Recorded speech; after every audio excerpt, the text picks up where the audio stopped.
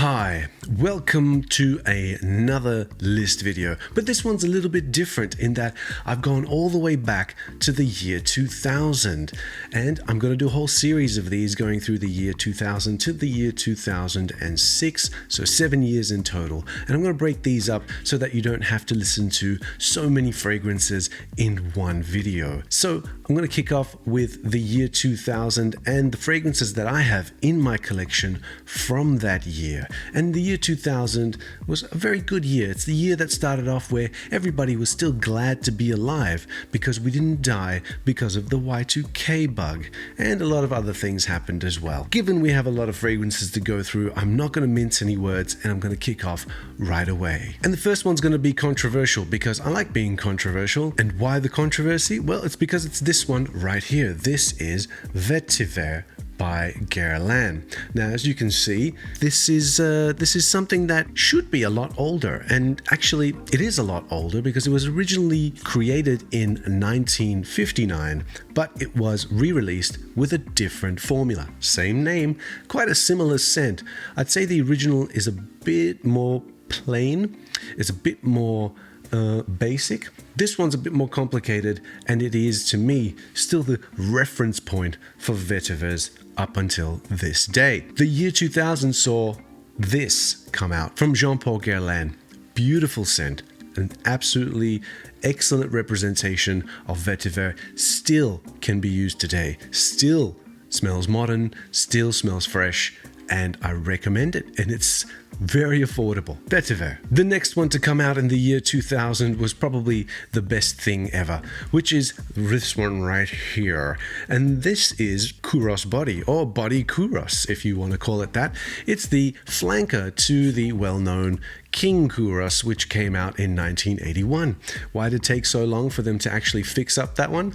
I don't know. Maybe because King Kuros was so popular at the time, but that time had passed, and now it was time for something completely different. And I think it was Annick Manado. She did not disappoint with this. Eucalyptus and resins, kind of sweet, kind of balsamic, beautiful scent. Again, for colder weather.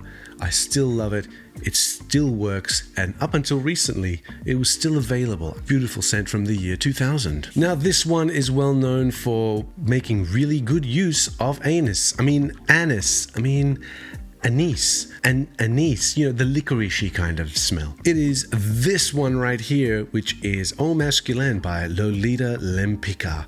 Now, this one did get pretty pricey on the grey market because it did get discontinued, maybe, I can't remember, maybe a decade ago or something like that. It was a very solid cheapie, and like I said, it made a really good use of that anise note, which really gave it this warmth and sort of like warm fuzziness really for cold weather. I think it's beautiful. It is long lasting and a great beautiful sillage off your skin too. The thing with this is you don't really need to go hunting for the original from the year 2000. This isn't even from the year 2000. This is a reformulated version because the original came with a built-in sort of atomizer, and this one's got a cap with a sprayer. You can get something very, very similar smelling to this, which is the current offering called Lempicka Homme. So I'd recommend you try that one to get a taste of this one. But if you do have this one, I recommend you enjoy it, especially if you're in the northern hemisphere with that cooler weather coming down. The next one is another one that I did like and did wear, but I think I've grown to not like it anymore. Not that I don't like it anymore. I think I've grown out of it. Probably a better way to put it. It is Gucci's Thrush for Men, or Rush for Men. There you go. I don't know. Kind of like a it's, what can I say about this one that will make it sound like I'm not being mean? It does cedar really, really well. Gucci Rush for Men. I won't be rushing to get it, and neither should you. Here's one I used up one summertime, and I used it all, and it is completely gone. It is Jill Sanders Sander for Men. Focus. There it is. This is what the bottle looks like. It's quite funky, and it's either sits like this or like this. Again, a 2000 release, but I did use it. I think I went through a bottle of this in 2010.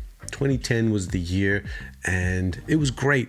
It It's almost shower gelish, but there's enough soft, mild, spicy sort of elements in here to make it interesting and to make it an interesting wear as well. It's very non-offensive. It's a very good office scent if you work in an office. Jill Sander, Sander for Men, still good. And the last one in this list from the year 2000 is this one right here. This is Nemo by Cacharel. I'm just going to place it here so that you can see it in all its glory. This is a formidable bottle shaped as the letter Y, probably for the Y chromosome. I don't know.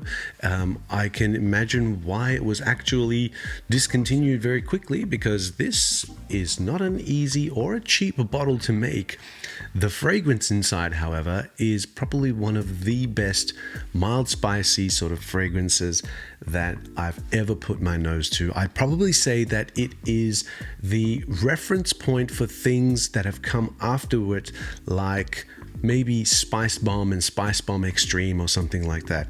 So if you smell this and if you smell that, you can see that there is a progression, that there is a connection there to this being the groundbreaker, this being the thing that actually set the trend. From the year 2000, one of my all-time favorites. I've gone through multiple bottles of this and I just could not be without it any longer. So here it is, from the year 2000, Nemo. If you can find it at a reasonable price, I would definitely recommend it, because it's still quite long lasting. It was released prior to any major IFRA regulation, so the fixatives really stick onto you. But again, it's gone, and so we shouldn't lament. And that's it for the year 2000. Stay tuned for the next one, where I go through the fragrances I have from 2001. Thanks for watching.